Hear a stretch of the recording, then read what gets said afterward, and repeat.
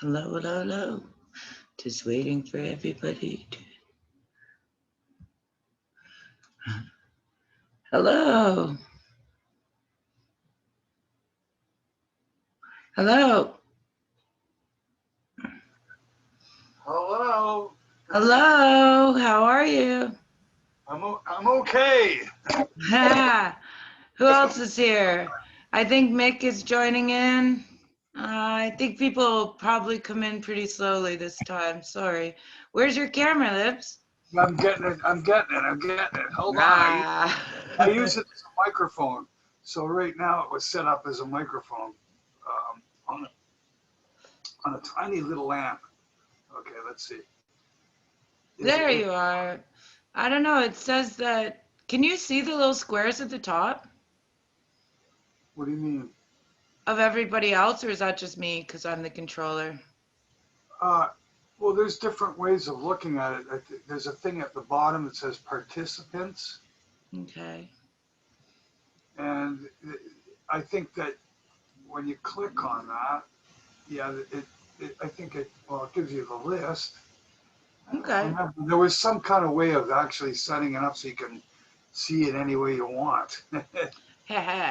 Well, I'm hoping that everybody followed the links and they're working. I contacted everybody, so we got people coming from pretty far away today. So hopefully that it all works.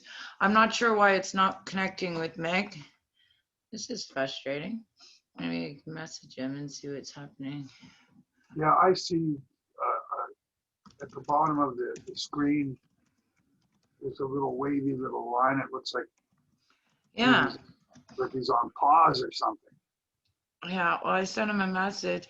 Well, I heard back from John Gallagher and Miles Oh, he Goodwin said, today. okay, Oh, here it there we comes. go. Hello. Hey, Mick, how are you? Right, how you doing? Not too bad. All the way from How's it where are going? you exactly in Pennsylvania? Philly, Philly, yeah. Ah, oh, what's it like there? Huh. Rainy and cold. Yeah, Yeah. same. Yeah. All right. Well, we're still waiting on a few other people to kick in, but we can. Doesn't matter. It doesn't matter. We can Check out. still talk. I I still like have both ears. your well-placed sitting position in front of your nice poster there of Anvil. Check that out. Did you see that? Oh, Yeah, no, wow, cool. we opened for you guys back in, I don't know if it was 2014 or 2015. You had played Reading, PA at the Reverb. What was the name of the club? Uh, Reverb. It was in Reading. Reverb? Yeah. Wow. Hmm. That's such a Yeah, cool sometimes the 60 feet. name rings a bell and sometimes it doesn't. I can't picture the actual place, but I don't know. In Philly? Actually, we have actually, hold on. I'll be right back. Wait a minute. That's so cool. See? See, In Steve? Philly? I gotta think about it. So We got yeah, the name. we got you guys assigned a guitar that night. Ah. Wow. Wow, that's fucking cool. Yeah. It was a good show, man. It was great. Aw. How long ago was that? It was. I'm going to say it was 2014. Oh, wow. Which bass player did we have? Now, Oh yeah, we had Sal. Okay, yeah, it's BC, before Christ. yeah, Handle BC, right? yeah, It's fucking hilarious. We started that a while ago, right? Because we nicknamed, of course, we nicknamed him Christ because his name's really Christopher, so he became Christ. yeah. Christ saved the band, man. You know what I mean?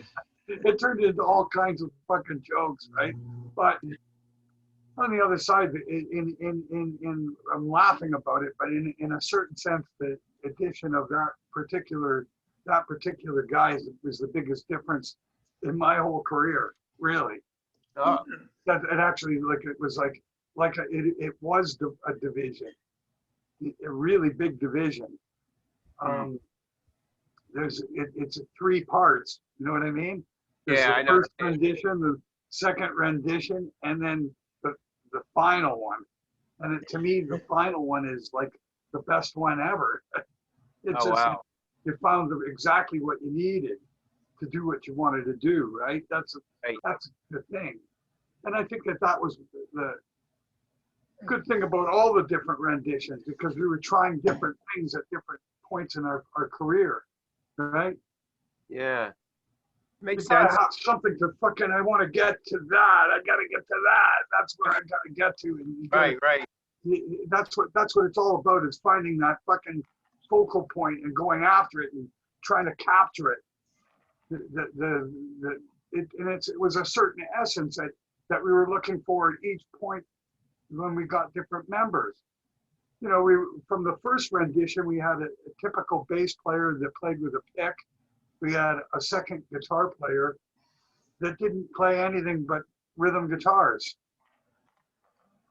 Yeah. No lead playing at all, right? So that was the first rendition, and that was that, and actually the most loved, apparently, for whatever reason. You know, I still talk to the original guitar player. In fact, I talked to him today. But I'm just saying that it's the kind of thing that it's just a portion of your existence. So once we went through the point with having a guitar player that just played rhythm and sang some songs, we went to having a second lead guitar. So then we had these lead guitar things going on in the song, and the solos were more ornate and more fucking Right. whatever. And that's through the 90s, right? When Question, have either of you got, there was absolutely 0.0.0s that you're ever going to be fucking anything beyond a legend band that the hardcore fans buy. You're not going to be a radio band. You're not going to be anything like that. So be as heavy and as fucking sick and as insane as you want. It doesn't matter. You know? So that we went through that segment of our career, and then finally we get to another, and only me singing, virtually only me singing all that time, which is not a good thing because you don't have backup singing, you don't have harmonies, you're missing the whole other fucking facet that made the first rendition what it was. Right. The first rendition had 2 singers. The Right. second rendition had 1 singer. And then now it's like, okay, finally we got the singing back. We didn't bother with the second guitar because in the scheme of things, it actually made little or no difference. It made more sense to make more of our vocals, which were hurting, than that we were ever hurting for lead guitar. We never hurting for lead guitars, but that was not a problem. It's like, what happened to your vocals, right? Right. did you guys have any problems connecting? No. This is so No. weird. There's like 3 or 4 other people that are saying the link isn't working, and it's the same link I sent you both, so I don't know what to do. So there was supposed to be some other great people joining us, and I feel really bad. So hopefully, I really don't know what the problem is. The meeting ID number, none of you guys needed that, right? No, it just had to press connect to meeting. That was it. Oh, man. James Murphy is trying to connect now, and so is my friend from Jamaica. So well, they're, for whatever reason, they're having a problem. I don't know how to. I can't direct them because I can't see their screen. I know. You can't tell them, hey man, click on that. I know, right? And I have no tech support. My tech support is actually unavailable today. He's gone. So I guess what we'll have to do is just invite him back next time and try this again. So I'm sorry about that, guys. I appreciate you both coming on anyways. So I'm sorry. Where were you guys? I interrupted you. So bad. We'll just spark a joint. How's that? Well, we were getting a member history. A member Yeah, I history. just remember. And Ah. then I'm thinking about Philadelphia. I spent I spent about a week there. Oh, About, wow. and then and we were supposed to play the show, and we ended up, when the band got there, they looked at the venue and they went, no. It's some kind of little fucking, a little tiny little club, man. We couldn't get our back line into the, and up a fucking, 35 stairs or something like that. Oh, wow. So so the road crew started freaking out, and Rob looked at it. He goes, "You'll just get my drums in there. Forget it. Where you put your guitar rigs?" It's like, Who's so responsible for that? that's our last experience with Philly. And in the meantime, I fucking was there with my wife waiting for the band. I took a flight from, I don't know, St. Louis or something. And they drove. And I just flew across with my wife and then spent a few days extra in Philly, right? Because I wanted to see the city. Interesting. Sure. Fucking awesome, man. Yeah. A lot of history there. Yeah, it's the first real Washington. That's really the capital. That was the capital of. Yeah, originally, yep, yeah. It's one place I haven't actually been. It's kind of crappy. There's a lot of good bands, a lot of good music out there, it seems. There are good clubs and venues still, right? There's still some. I mean, everything's still relatively closed. There's not much happening in the way of bands playing. You have to go into Delaware or Maryland right now to see some live bands, but there's a lot of restrictions to it, and it's minimal crowds. I mean, like under 25. So it's really tough right now. Oh, wow. Yeah, we're not. We can't go out and play. We can't even get across the border. I can. I'm kind of lucky that way. I could get across for medical reasons and back. Nobody really believes that I can until they see that I'm on the other side. They're like, well, holy crap, there it is. But yeah, it's really, really tough, isn't it? Oh, wait. Who the heck is, Jason Tamba. Yeah, okay, cool. All right. Have either of you heard of Playing for Change, the band Playing for Change? Okay. It's I'm not aware of metal. it. Yeah. Aware of it. They kind of do amazing stuff where they take, oh yay, Rosalind's here too. She's also from Playing for Change. Hi Jason. Hey, Curly. Hello. Hi. Meet Lips, Steve Anvil. This is Jason Tamba. Hello. Hello. And Michaels. I think Roz will be joining us very soon. I was just explaining a bit about Playing for Change, but maybe I'll let you do that. Oh, wait. That's great. There's a lovely lady. Hi. How are you? I was just introducing everybody. So you obviously know Jason, right? Hi, Jason. Hi, Ross. Fun. Oh, you look so Nice beautiful. meeting you. And this is Mick Michaels. He's of Corners of Sanctuary out of Philadelphia. And my lovely co-host, Lips, Steve Anvil of Anvil. Hello, I'm here. Hey, everybody. I wanted to explain to them a little bit what Playing for Change is about, but I'll let one of you guys do that, whoever wants to do that. I'll let Jason do it. Go ahead, Jason. Hello, Ross. Yay. Go ahead. Wow, what a panel. What a panel. Okay, would you like me to explain? So I was struggling to get into the Zoom meeting because I was using my cell phone, and then it was not supported. The browser I was using was not supported. Then I came back to my computer. Yeah. Would you like me to explain, or Ross can explain? Yeah. Tell us about Playing for Change. Oh yeah. So Playing for Change is a movement which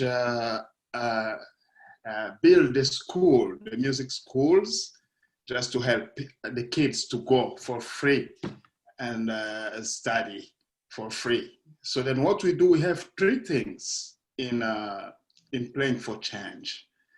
Let me come from the beginning. Do you have time to come from the beginning? Playing for Change was created by our sound engineer. His name is Mark Johnson. He's Amazing guy. Yeah. yeah, he was an engineer for Paul Simon and quite a lot of artists. And then he felt like working too much in studio. He found like there are also good music on the street.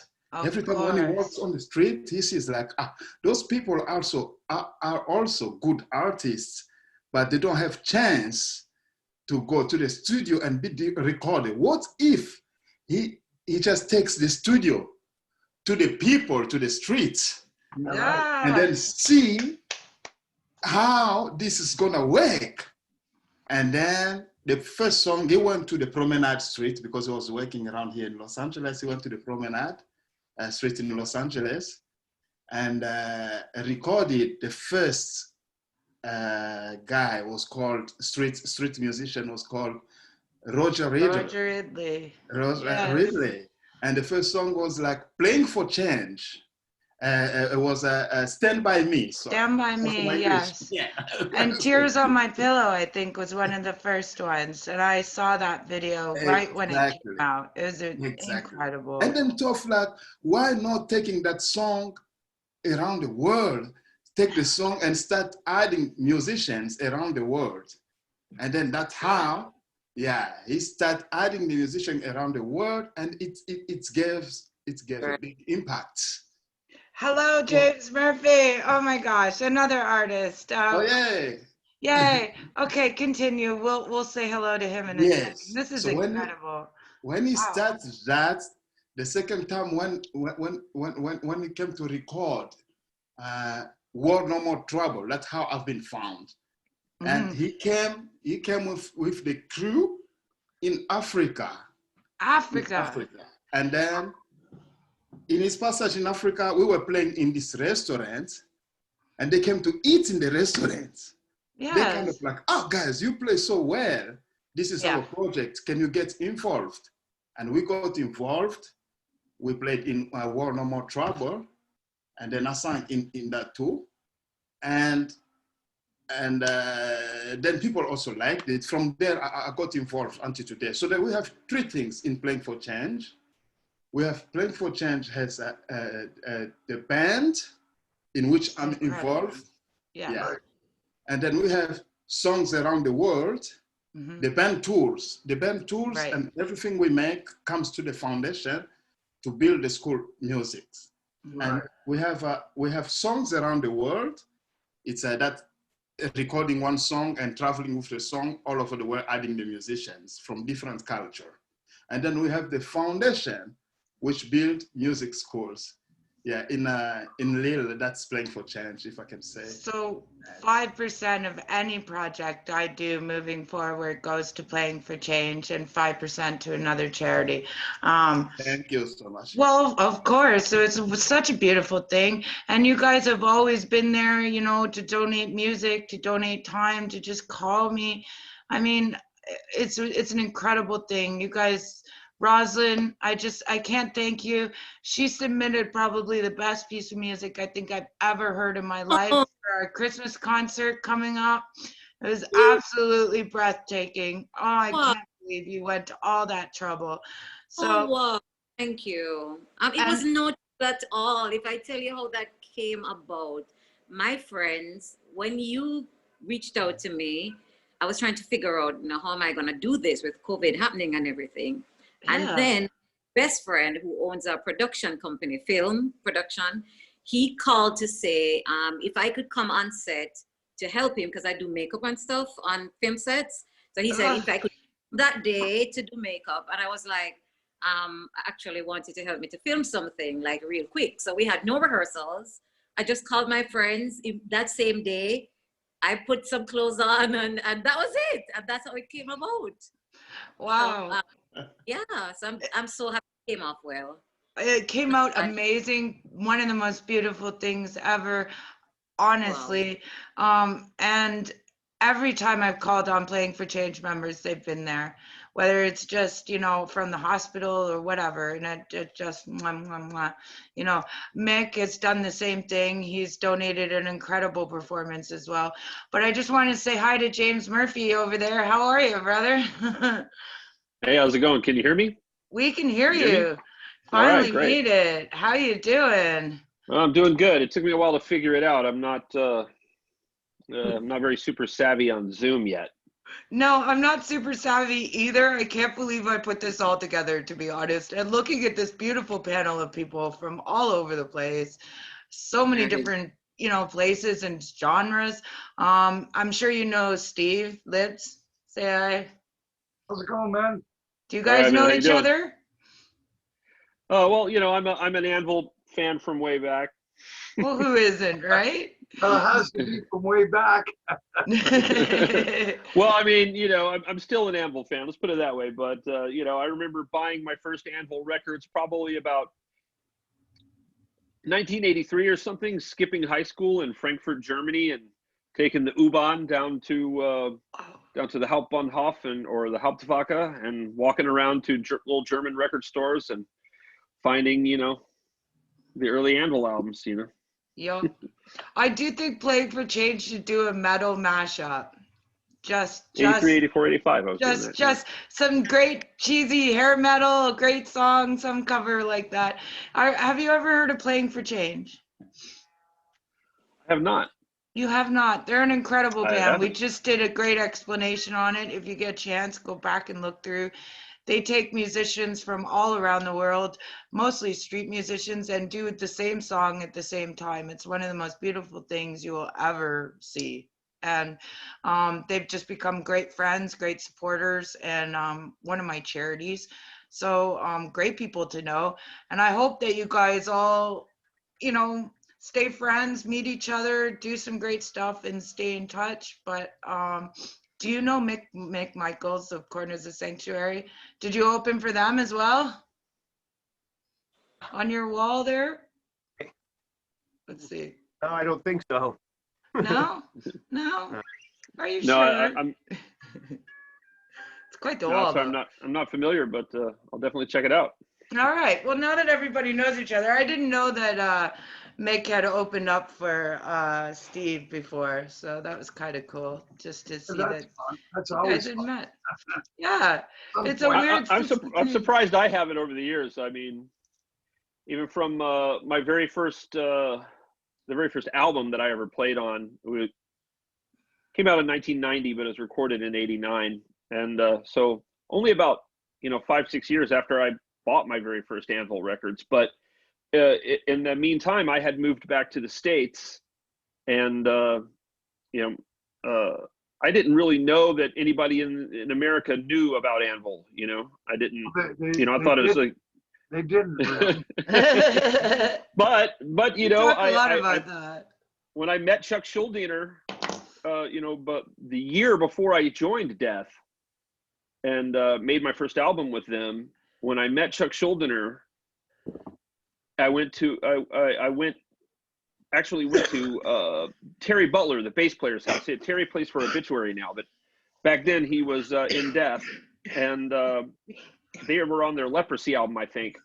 And I came in, they were getting ready to do Spiritual Healing, the album that I came in for and played on, and wrote a lot of music for. But I went to Terry Butler's house with Chuck and Bill, the other three guys, and it was my very first meeting of them in person.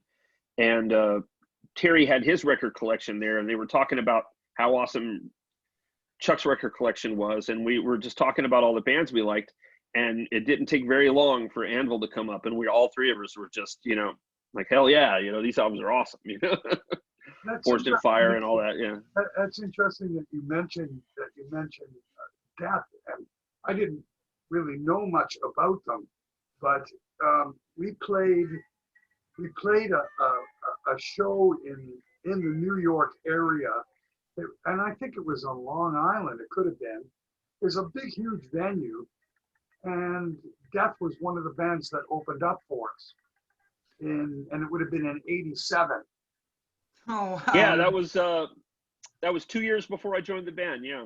Right. Now Chuck was still, of course, bless the guy, was still alive at the time, and he was, of course, really immediately made himself known to me. You know what I mean? Yeah, I would imagine that he would, because he was a huge fan. I've met lots of support bands, but there's sometimes there are certain characters, the way that they introduce themselves and their forward, their sort of forward approach to meeting somebody, you know, hey, I better pay attention. If you follow what I'm saying, I'd never Yeah, heard I get of you. the band, and there's a band opening for me, and the way that particular guy, but in any case, what comes with it comes a great story. I had brought my English bulldog, Beast, right? And if you remember, there was a video called Mad Dog. Oh yeah. Okay, and there was a bulldog in that video. Oh, that was him. That was my dog. Mm. Very cool. Very cool. So like And the I brought him headliner on the doesn't. road, and I let him run around the venue when everybody was doing sound check. So what happened was the dog ran up on the stage while Death was doing their sound check and had his shit right beside him. Oh my God. That's They're awful. all fucking He probably laughing. thought that was cool as shit. They're laughing, they're fucking killing themselves laughing. And they take gaffer's tape and they put a square around it and write Lips's dog shit here. Oh my God. I can imagine, man. That would have been hilarious. So the headliner doesn't get to choose who you tour with? Like you just show up and you never know who's opening for you? You come to each gig and it could be it's a different band, a different Oh, sound. Yeah, local openers or regional openers. Yeah, you know, come from wherever. It's usually just done by the promoter. Set up by That's the promoter. crazy. It's That's seldom- crazy. It's like seldom- it's your show though. It would matter who's opening for me. I would want to choose them. Yeah, well, it's also a business, and at some point, I mean, if Yeah, I'm you not can't gonna- dip into you can't have your fingers in every single part of the business. You know, most bands don't even have that much clout to begin with. You know. That's true. That's true. So, I guess playing for change is special. You guys consistently work with so many different people. Who's been your favorites? I asked Mermans, what it was like to work, with Keith Richards and, Ringo Starr or Taj Mahal. And he goes, well, I'm from Africa. I'd never heard of these people before. I come here, I listen to the music, it's amazing, and I go play with them. I'm like, you just go play with Keith Richards, like you've never heard the name. This is mind blowing. But who is your favorite? Excuse me, is that Rosalind? Mhm. Yes. Oh yeah. You just noticed that now? Smoke another one. I think we'll send you some Canadian weed. Okay. I got it. I know we're crossing genres here. I know you guys probably never heard of Anvil, have you? Or the band Death, or Testament, or Not really. any metal. Yeah, it's all probably foreign to you. I've heard of Lips, You have. How could you not, right? but unfortunately, I haven't heard of the others. Sorry. But because I work with Damian Marley, so we do a lot of the festivals on the road and stuff. So I think at some point I heard of Lips. There you go. Yeah. There you go. Yeah. Well, I do think that it would be an amazing thing to smash some metal and some reggae together. I don't think it's something that comes That would up be too often. But yeah, right? Can you hear it? Because I can hear it. Yep. I can hear it. And for, my whole life, I've had, opera, reggae, and then metal. People are very confused by my collection. But I think they influence each other. I think Yep. they influence each other, right? I think Bob Marley's son, Steve Marley, did a mashup of, I think it was Aerosmith, and a Bob Marley song that he technically did a remix to. Yeah. So that was really that was really good. I mean, So it was Aerosmith and a Bob Marley classic that he did a remix to. I've playing for change for probably everybody that I've met, and some pretty hardcore, headbanging, very, very high, and they love it. There isn't a person out there who doesn't enjoy it. It's just too good. It's just really too good. And I think that's 10 more minutes. But I think that's the beautifulness of just bringing a bunch of people together that maybe might not have thought of joining forces and doing something and pulling something out of it that's different. Like I really see right here it could happen, You never know, right? No. I'm happy I'm meeting all these people. I mean, you can never tell what could happen. It's really Never tell. humbling, and it's really an honor for me to meet all these wonderful people today. Hey, James, where are you Kelly, calling from, James? Where am I calling from? This is my home in Florida. Yeah. Well, you're You're down in in Florida? Florida. Okay. Oh, Nice and warm. I man. miss Florida so much. Yeah, yeah. Very, very nice weather here today. Whereabouts? It was really cold last night, but Are they still doing shows in Florida? As of last week, they were. yeah, people are still. I mean, they were stopped for a long time, but at some point, people just decided that it's okay to do shows again, and that Oh, wow. yeah, Wow. and so they're having like smaller shows, like big tours aren't coming through because those bands aren't coming through, but local shows are happening all the time. Well, then I I- definitely. I get invited to them all the time, but I'm not going. Oh, okay. I was gonna say I want to talk to you guys, but Rosalind did something really incredible, and she did an amazing online performance, and so did Mick. They sent me a full performance. Like I'm just like mind blown that they were able to do this during COVID. But that's not what we were expecting. We were expecting to just have, like you are here, sitting around just jamming or singing or doing something, which would be so cool. We're doing a Christmas concert and online. Have you ever performed online like that before? And is it something that you would do moving forward? We asked. Who's the Everybody, for? like, Yeah. yeah, I mean- because I don't think we're coming back to live music anytime soon. I just Well, don't. That is so disheartening for me to hear. I don't even want to put my energy there. I don't want to say it. I've been That's thinking positive since March, but reality is, man. I think one of the things that COVID did was to make us more aware of the different aspects that we have to showcase what we do. I mean, for us here, because I'm in Jamaica, for us here, our numbers have started going down. I think yesterday we were at 56 new cases, and we're coming from in the hundreds. So wow, there's that's still no live music here. That's still shut down. There are no clubs or anything like that happening. And this is the home of reggae music, and the industry is very big. That's how a lot of people earn a living. But that's closed down entirely for the past almost a year now, since COVID started, 10 months. But how I got to do that was that's my bubble of people that I work with.